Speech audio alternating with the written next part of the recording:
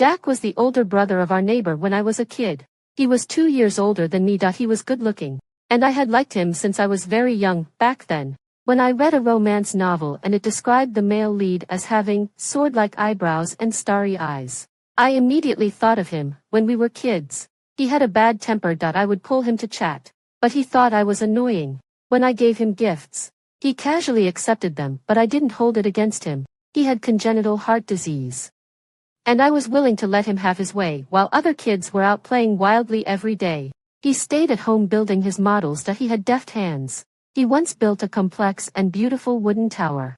It was assembled without using any glue or nails. I loved that tower. But every time I got close to it, he would shoo me away.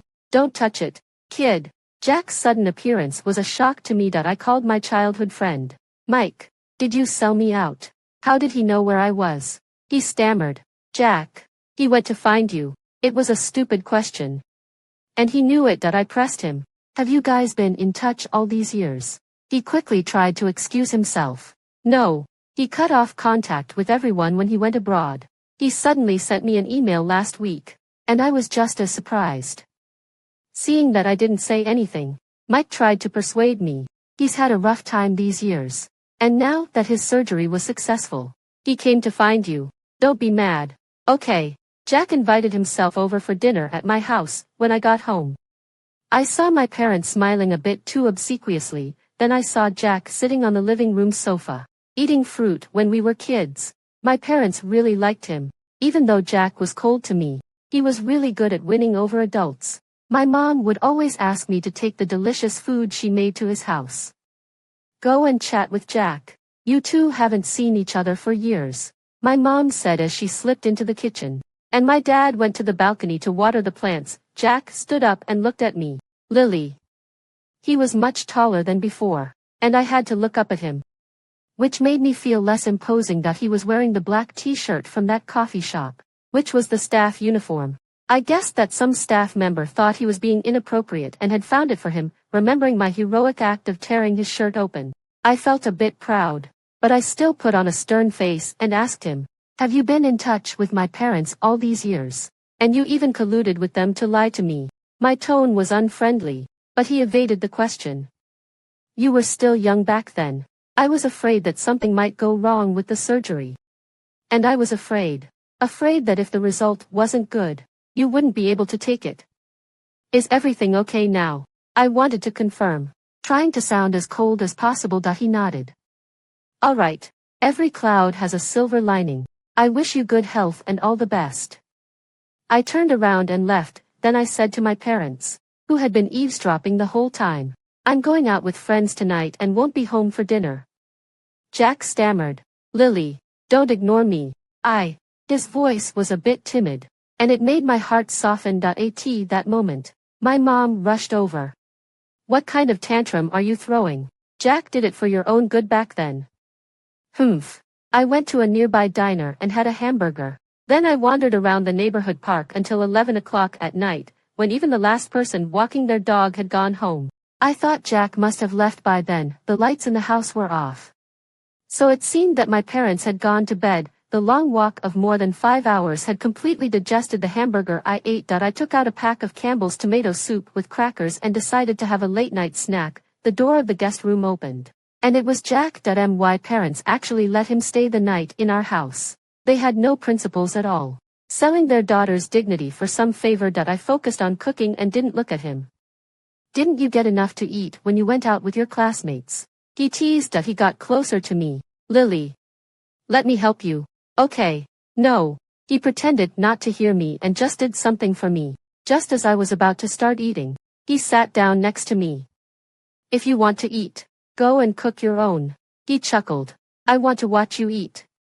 I was afraid that I would get indigestion from being stared at, so I told him to go back to his room. Suddenly, he grabbed my hand and squeezed it. I missed you so much. Lily, I was wrong when we were kids. I'm sorry. I couldn't say anything for a long time. He let go of my hand and silently went back to his room. The next day, Jack was still at my house. I questioned my mom, saying that it was inappropriate to let an adult man stay overnight. My mom scolded me for being disrespectful. Your friend Jack came back to the country alone this time. His old house hasn't been lived in for a long time and can't be cleaned up quickly. I talked to his mom, and it's okay for him to stay at our place. I wasn't the head of the family, and I had no say in this matter. It was so annoying. I was going to have to live with Jack day in and day out. You used to like Jack the most when you were a kid, didn't you? My mom was always good at smoothing things over. Mom, don't you think the way people say, little brother and little sister, is so cheesy? We haven't seen each other for ages. At best, we're just people who used to know each other. Just then, Jack opened the door and came out of the bedroom. Judging by his expression, he must have heard what I said. My parents went to work, and I was left alone in the house with Jack. I tried my best to stagger my schedule with his. I even took my meals to my bedroom, using the excuse that I wanted to watch TV while eating. I really admired Gandhi for coming up with such a great strategy of non-violence, non-cooperation. Jack knocked on my door. I pretended not to hear him. After the third knock, I opened the door impatiently. He was holding a beautiful fruit platter with 5 or 6 kinds of fruits on it. The knife work and the arrangement were both very delicate. You really have a full life, taking time out of your busy schedule to go to a culinary school. Ha! I reluctantly took the fruit platter from him. His eyes passed over me and stopped at the direction of my desk. He was looking at the wooden tower on my desk. The same style as the one he wouldn't let me touch when we were kids. I started assembling it the year he left. It took me over a year. With tens of thousands of tiny parts, I got countless splinters in my hands. Over the years, every time I thought of him, I would make a wish to this wooden tower, praying that his heart condition could be cured and that he would be safe and healthy, afraid that he could see through my thoughts. I told him to leave. Get out. He stood still. I was so angry that my eyes filled with tears, and I pushed him out while my arms were raised. He suddenly pulled me into his arms. Lily, it's all my fault. Don't be angry, okay? He had been behaving himself for the past few days, not daring to hug me. It was only after seeing this wooden tower that he became so bold. That wooden tower was proof of my one-sided love over the years. I hated his confident attitude. I struggled to push him away, but he was too strong, and I couldn't break free. All the grievances and unwillingness of these years welled up and spilled out with my tears. Why? You left without saying a word. And now you expect me to welcome you back with open arms. What the hell is our relationship? In a relationship, it's the one who's at a disadvantage who questions the nature of their relationship. I was so confused. Seeing Jack every day made me feel so confused. I just wanted to be alone. Lily, I like you. I've liked you for so many years. I don't like you, I said. Extremely aggrieved, Jack wasn't discouraged and continued to please me every day. He must have really practiced his cooking skills abroad. He was cooking, and the smell wafted all the way to my bedroom. It was my favorite barbecue ribs. Come out and eat. Okay, I'm going out for a while and will be back later. He had already served my meal, since he had cooked it. It would be a shame not to eat. After I finished eating, I was watching a show in the living room. After over an hour, Jack came in carrying 2 bags of groceries. He reheated the food I had eaten and sat at the dining table with his back to me, eating. He was still quite thin, eating the leftovers. His back looked so lonely. He was probably putting on this pitiful act on purpose for me to see, but I couldn't stand seeing him like this. I brought him a glass of water. The next day, he cooked lunch and was about to go out on some pretext again. Finish your meal before you go. My tone wasn't exactly friendly, but the words were kind. He grinned from ear to ear, so easily pleased. He had cooked a big meal, 4 dishes and a soup. We sat at the table facing each other. He kept putting food on my plate, and I kept refusing. He just kept looking at me and smiling, which made me annoyed. Lily, you eat so cutely, like a little pig. Have you ever thought about starting a food vlogging channel? His tone was so affectionate that I felt uncomfortable all over. You're the pig. He wasn't angry and just kept smiling at me. I avoided looking at him and thought to myself, you can't bite the hand that feeds you.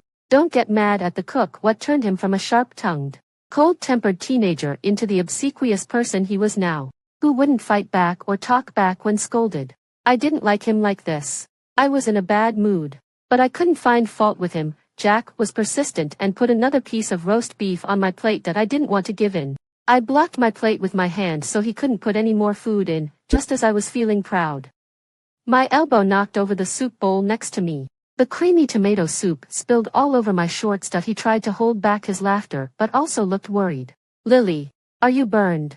I ignored him and rushed straight to the bathroom to change my clothes, but the soup had splashed on me too. And my legs were all wet, might as well take a bath. When I got out of the bathtub, I realized I had miscalculated that I hadn't brought any clean clothes. I sat on the toilet for a while to calm myself down.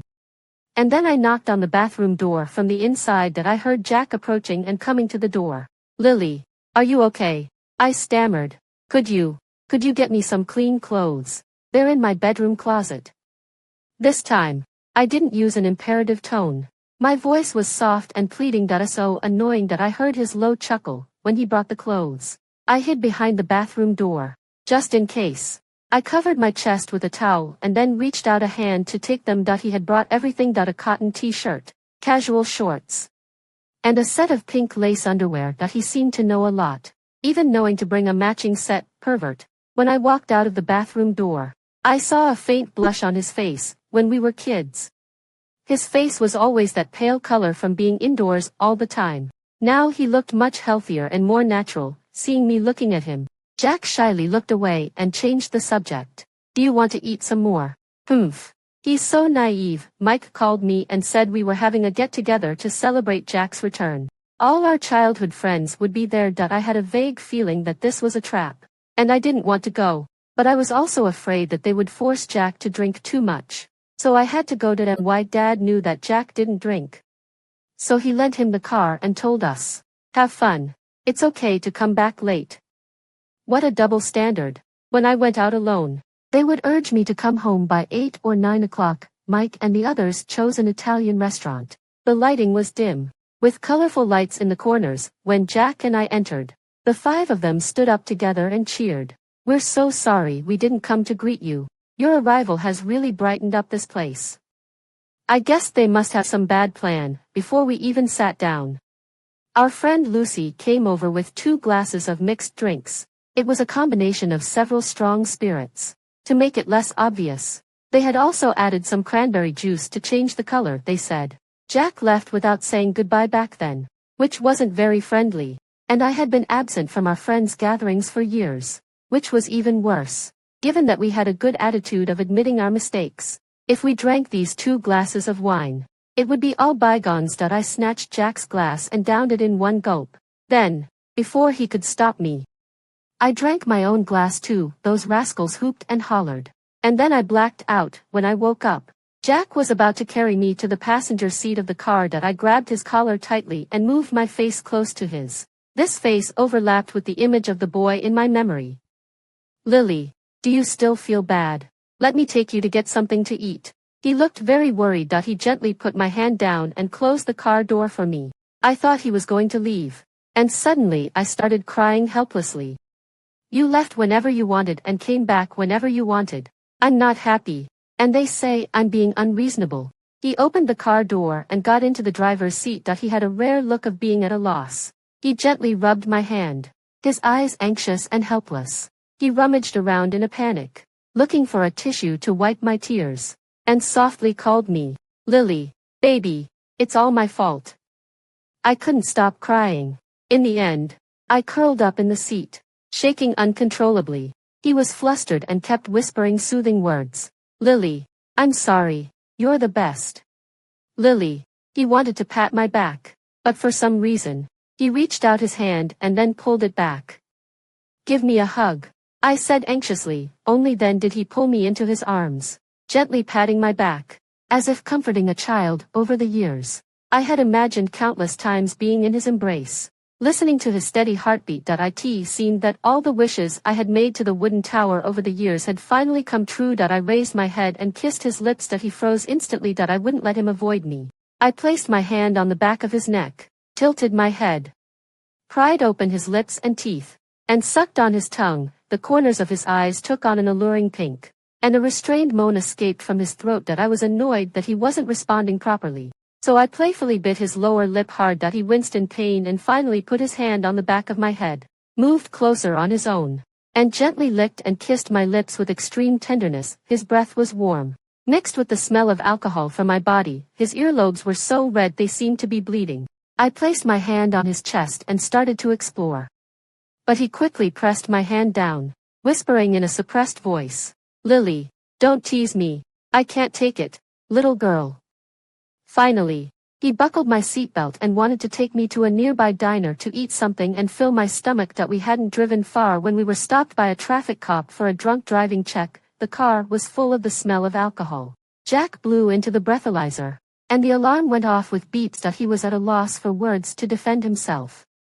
"I didn't drink. Just now. My girlfriend drank a bit too much." The traffic cop was speechless. That I just sat in the passenger seat, pretending to be passed out. The traffic cop obviously didn't believe his story and told him to go for a blood test. Jack was worried about leaving me alone, so he helped me out of the car. When we got out of the car, the evening breeze blew, and I suddenly sobered up completely. Had I just kissed him? Alcohol really messes things up. The next day, before Jack woke up, I grabbed my suitcase and fled to Mike's house. My behavior last night had been way too wild. I had to hide out for a while. That I only like boys, and Mike only likes boys. So, ever since we were kids, neither my parents nor his parents had any objections to me staying over at his house. Mike wasn't up yet. His mom opened the door for me and showed me to the guest room to settle in. The guest room at his house was almost entirely prepared for me. It was my haven when I had arguments with my parents. Jack texted me, asking where I was. I was a bit panicked and just pretended not to see it. He texted again, saying he was really worried about me. I said I was staying at a friend's house for a few days and told him not to worry. I deliberately replied to his messages less and lived freely and happily at Mike's house. "Did you have a fight with Jack?" Mike asked me, full of curiosity. I shook my head. "I just suddenly missed you a lot." "Do I look like an idiot?" After a couple of days, Jack came to Mike's house to find me. I'm going downstairs to buy something," Mike said, and quickly disappeared. I was a bit nervous being alone with Jack. His face was like ice. "Why didn't you reply to my messages?" I was having so much fun. I didn't want to leave." "Do you like being with others that much?" "His house. The food here is really good." I started making things up. "Don't you like the food I cook?"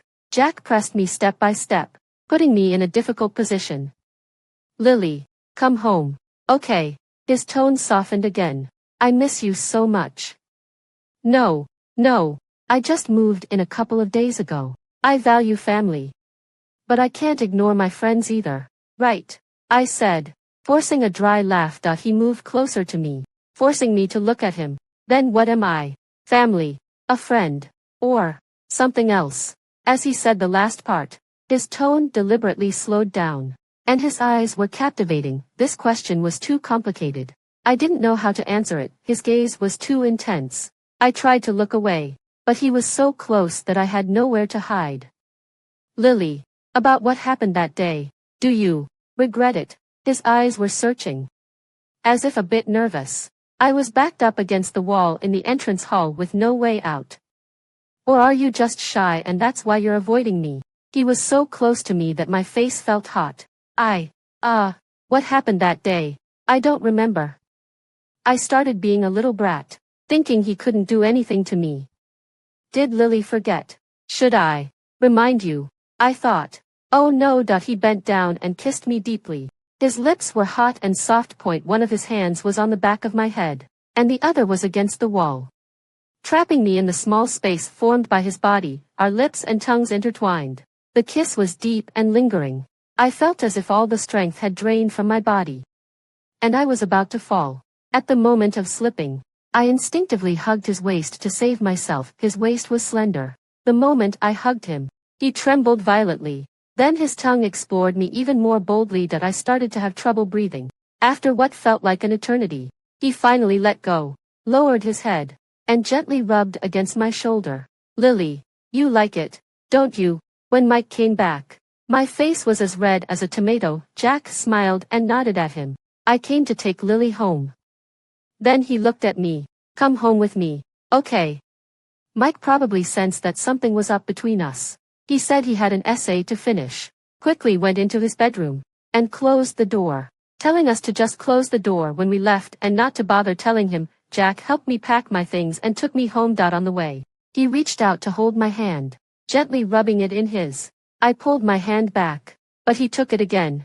This happened several times. Be a good girl, Lily. If you don't let me hold your hand, I won't be able to control myself and will want to kiss you again. His tone was gentle, but to me, it sounded like a threat. That I obediently put my hand in his palm, seeing his smug look. I gently kicked his calf as a sign of protest. That I felt that Jack had been acting strange these past few days, always looking like he had something to say but holding back. He must be hiding something. Lily, I have to go back to the States for a few days. I froze. The word back was used so aptly. After all, this wasn't really his home. Just go, I said, running back to my room, not wanting him to see my tears. That I was so stupid. Everyone else learns from their mistakes. But I thought he could stay by my side. Jack gently knocked on my door. Lily, come out. Okay, I'll be back as soon as the meetings there are over. It'll be quick. But I had already been brought back to reality. These days, I only thought that Jack was back. But I didn't realize that he didn't really belong here. He studied abroad and would probably work abroad in the future. Our reunion was just temporary, when I was 14 years old. Right after he left, I eagerly hoped that he would come back soon and be by my side again. As the years passed and he was away for a long time, I thought that it didn't matter if we couldn't be together again. I just hoped that he would be healthy and safe. Now that I had seen him again, I couldn't help but want to be with him, even if it was just for a few short days. I opened the door, and there he was standing at the doorway. Before he could explain, I grabbed his hand and pulled him into the room. Lily, don't worry, I'm just going back for a meeting. I got the notice at the last minute. Next year. Can you crouch down a bit? Jack was taken aback. I stood on my tiptoes, put my hands on his shoulders, and leaned up to kiss him. He probably wanted to continue explaining, but I bit his lip. Pay attention. He pinched my face. You're like a little puppy, always biting. I saw that he was getting passionate in the kiss, and I secretly reached out my hand to undo the buttons of his shirt. Halfway through, he grabbed my hand. Can't I? Why is everything not allowed? I still had the sobs from before in my voice and looked at him with a pitiful expression. He was speechless for a moment. I started undoing the buttons again, and my other hand reached inside, gently touching his exposed skin. Lily, stop being naughty. He was trying his best to control himself, but his voice was already trembling slightly. I pushed him to sit on the edge of the bed, wrapped my arms around his bare back, and hung on to him. He was so flustered by my actions that there was a wet blush at the corners of his eyes. I moved closer to him, feeling the changes in his body. Lily, is it not okay? I looked into his eyes, but my hands didn't stop. If you don't want to, forget it. You just don't like me. Anyway, you're going to leave. Before I could finish, he kissed me fiercely. His hands tightly circled my waist, and he leaned backward. I lost my balance and fell on top of him. Don't talk nonsense. Do you understand? He was uncharacteristically serious. Our bodies were pressed together, and I felt an inexplicable sense of nervousness. I tried to prop myself up, but he held me down until I nodded slightly. And then he loosened his grip a bit. He was breathing heavily. I used the side of my face to feel the rise and fall of his chest, and my fingers drew circles on his body. Lily, it tickles. He picked me up and placed me beside him. Just as I was about to protest, he leaned over and kissed me, pressing his body tightly against mine.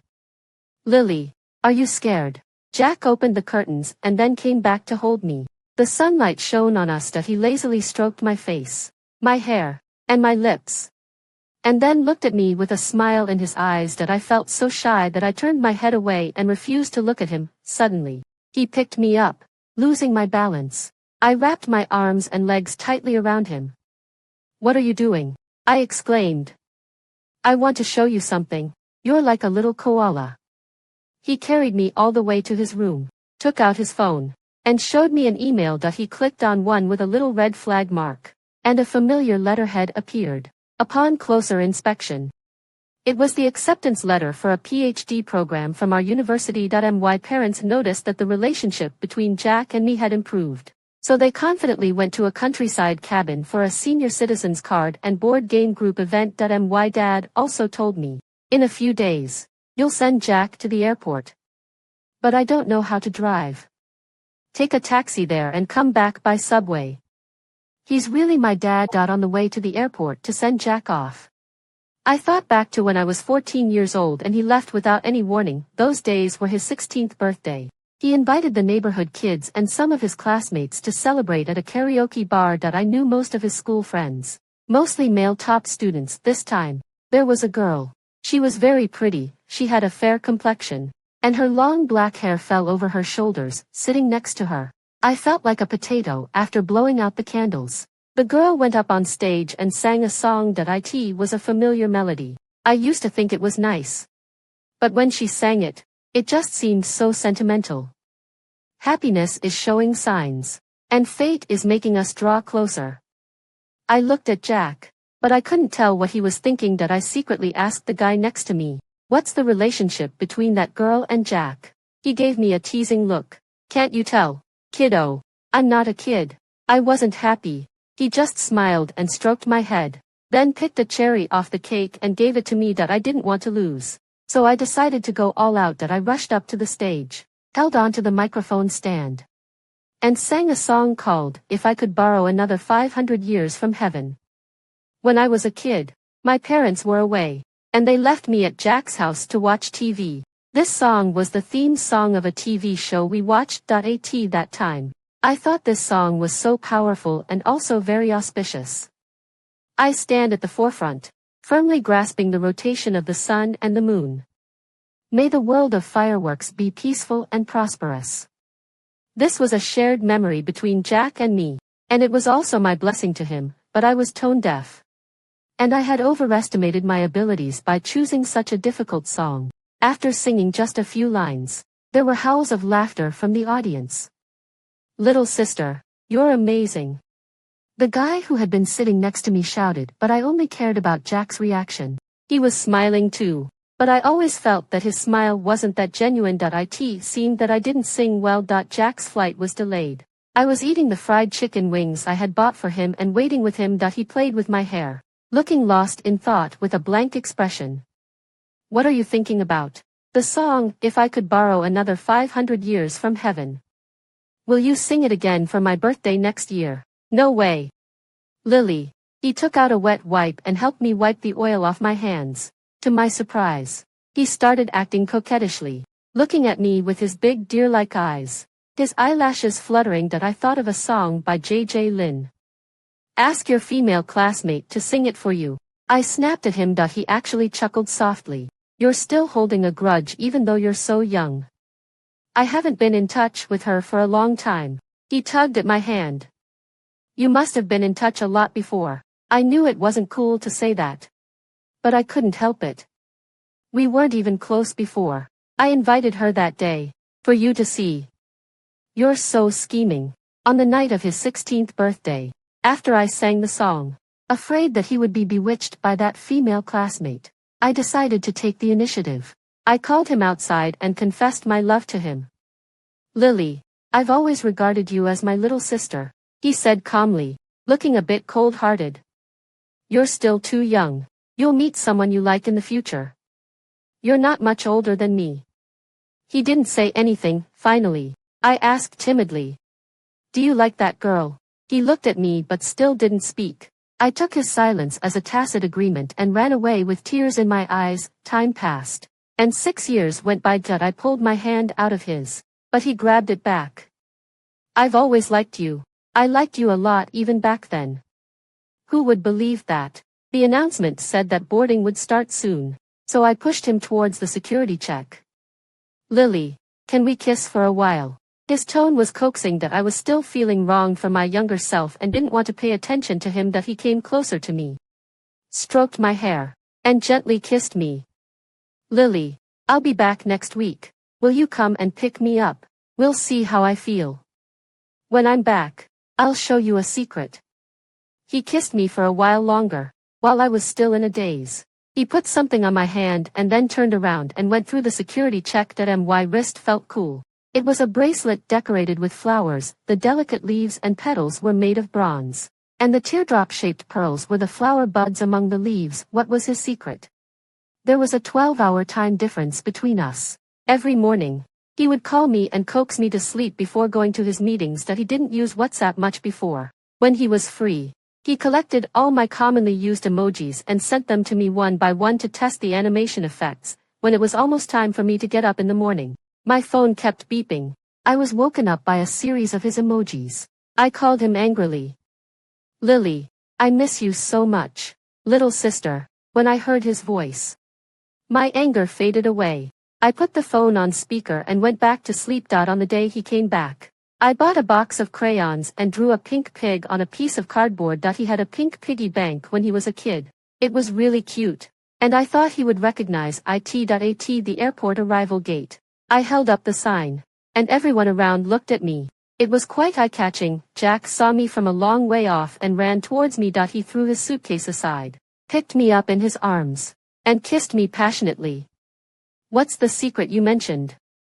I couldn't help asking when he finally let me go. He mysteriously hailed a taxi and took me back to his old family house. No one had lived here for a long time.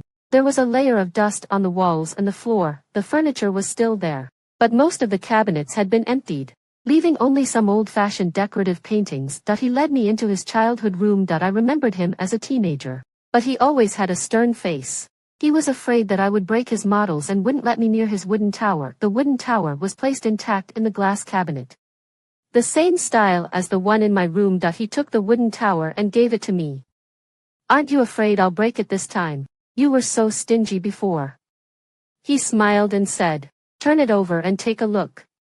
On the stand at the bottom of the tower, there were two small characters carved in childish regular script. Lily Jack. It took me a few seconds to realize what it meant. Then I looked at him and smiled stupidly. With tears streaming down my face, I imagined the boy in the room carving these two characters stroke by stroke, thought about his hidden feelings as a teenager, and realized how lucky I was to be with him after all these years. When did you do this? I asked him. The second year after I finished assembling the wooden tower. I was probably 12 years old then. You liked me when you were that young. I found it hard to believe. I didn't really understand what liking someone meant at that time. He was silent for a while, and I waited quietly for him to continue. That year, I noticed that every time you got your pocket money, you would use some clumsy excuse to lure me out of the room and secretly put the money into my piggy bank. At that time, I knew that he would need a surgery within a few years, and I was sure it would cost a lot of money. So I saved my money and secretly put it into his piggy bank. Because of this, I was scolded by my parents many times. They said that I spent too much money for such a young kid. When we were kids, I thought you were kind of silly but really cute. I watched you go out and play every day, carefree, and I was really envious, and a bit jealous too. Later, I'm not sure exactly when, but I thought that it would be great if you could always be by my side. Soon, September arrived. I realized that my parents had known for a long time that Jack was going to study for a PhD at our university. I was the only one kept in the dark for so long. Jack said it was because he was afraid that telling me too early would put pressure on me. And even if I didn't want to be with him anymore, I wouldn't have the heart to refuse. I was still living in the dormitory, and he rented an apartment near the university. I went to his place for dinner every day during the first week of the new semester. We went to the supermarket to buy groceries. While we were discussing what level of spiciness of curry to buy, I saw my ex-boyfriend, Ryan, pushing a cart and coming to our aisle. Our eyes met, and it was really awkward. I stupidly waved my hand. Ryan and I were together for half a year, and then we broke up. He went abroad for an exchange program for a year, and we hadn't seen each other for a long time. I thought that after we greeted each other politely, we would just go and buy our own curry. But Jack said that classic and cheesy line, Lily, aren't you going to introduce him? Me. Fortunately, Ryan was outgoing. He took the initiative to say that he was my ex-boyfriend. But now we had a pure senior-junior schoolmate relationship. Me. Ryan looked at Jack for a while, and I felt a bit nervous for no reason. He suddenly asked me, Is he the person in the photo in your wallet? Me. How did you know? Jack. What photo? Ryan had an "I knew it" expression and said that he had a meeting in the lab in the evening and left. Jack took out his wallet. Under the transparent plastic film was a photo of him and me. Is it this one? When we were kids, Jack and I were often together, but we rarely thought of taking photos. This photo was taken by Mike on his birthday with his new camera. I took out my wallet, unzipped the inner pocket, and there was the same photo of us. This photo had been in my wallet for so long. And it wasn't in an obvious position. I often forgot it was there. I didn't expect that Ryan had always known about it. Jack. Slow down. He was pushing the shopping cart so fast that I had to run to catch up with him. I smiled ingratiatingly. I tugged at the corner of his clothes. How did you know he was?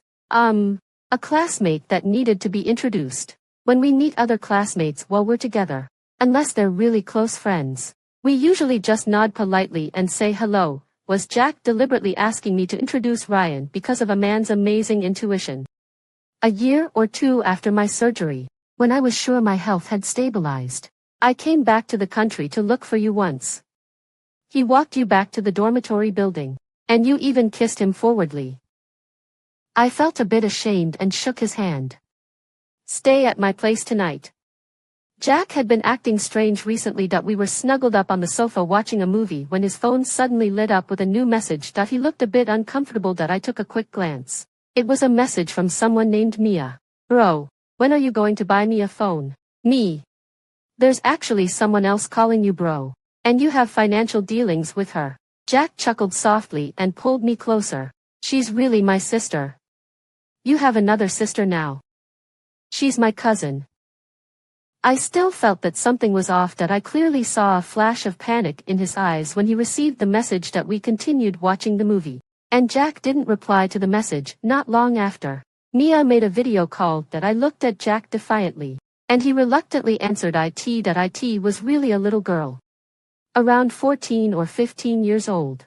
As soon as she appeared on the screen, she shouted at him, "Bro, did you win her over?" I wasn't in the camera's view and just watched the scene unfold. Jack looked embarrassed and nodded slightly. Isn't it all thanks to me? You should really thank me. Before she could finish, Jack interrupted her. Which model do you want? The XX brand just had a launch event a couple of days ago. I want the latest model. The top configuration. And in pink. Alright. Is there anything else? If not, I'm hanging up. The little girl suddenly realized something. Aha! Is Lily there beside you? I didn't interrupt anything, did I? She was so gossipy. And it was obvious she had been influenced a lot by romance novels. Seeing that Jack didn't answer, she shouted loudly. Hi, I'm Mia, Jack's cousin from his aunt's side. Jack had no choice but to turn the phone screen towards me. The little girl had big, lively eyes and looked really cute. When she saw me, she smiled, revealing her white teeth. Lily, even though my brother can be really annoying and has a bad temper, he really likes you. He was so afraid that you would ignore him that he asked me for a lot of love tips. The little girl was interrupted by Jack again. What time is it there? Don't you have to go to school? It's not time yet. I sent him away, saying that I wanted to have a bacon and egg skillet. He went to the kitchen to make it and looked back at me worriedly a few times. The little girl mysteriously took out a thick notebook. It looked quite old, and the pages were a bit yellowed. She started reading it on her own. July 24th. Sunny. Mia went out to play all day again. She came back all tanned and was so excited, saying she had a gift for me. She took out a soda can from behind her back. There was a cricket inside. She said she finally managed to snatch it from the little boy next door. She insisted on using the bamboo strips that I had just smoothed out for my model to weave a cricket cage. I didn't agree. And she stared at me, saying that the cricket also needed a home. I was really speechless. Weren't you guys the ones who caught the cricket out of its home? But I didn't say that for fear of making her unhappy. She wove a crooked little bamboo cage and even praised herself for being clever. The cricket was really noisy. I might as well keep it for her. I couldn't stop laughing.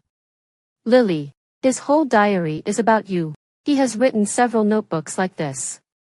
Jack came out when he heard the commotion. When he saw the little girl holding the familiar notebook on the screen, he said in a serious tone. You're not getting a phone. Don't read it anymore. The little girl immediately backed down. Bro. I'm sorry. I won't read it, considering all my hard work. Jack stared at her without saying a word. She glanced at Jack's expression again. Lily. I'm going to school now. Goodbye. I smiled at Jack. You're just threatening that little girl. Jack's face turned a bit red, and he looked away that I wanted to tease him some more. He put the cooked rice pudding on the coffee table and then pushed me down on the sofa that he kissed me for a long time. I thought he just didn't want me to talk, that I was breathing heavily, but still kept asking, what kind of tips did she give you? When he didn't answer, I lowered my eyelashes and said pitifully, you're not nice. You don't tell me anything. It seemed that this trick didn't work, that I moved closer to him and gently licked his earlobe. Bro, can I stay at your place all week? Today His earlobe turned red immediately that he turned his phone to the chat screen with Mia and said, here, take a look. Mia, aren't you good at cooking? Make the most of it. To win a woman's heart, you first have to conquer her stomach, Mia. What you did was really mean. It's understandable that she's ignoring you, Mia. But you had such a tough time when you were a kid. Just keep acting pitiful and see if sister will feel sorry for you, Mia. Once she softens up, be assertive and pin her against the wall and kiss her. That's what it says in the novels. Jack, what kind of stuff have you been reading? I burst out laughing. Jack's face turned red all the way to his neck. He turned his head away and refused to look at me. He mumbled to himself. Kids these days are really hard to deal with. I leaned over and hugged him. I like you so much. For so many years. Our love has overcome all the difficulties. Two hearts in love will eventually be together.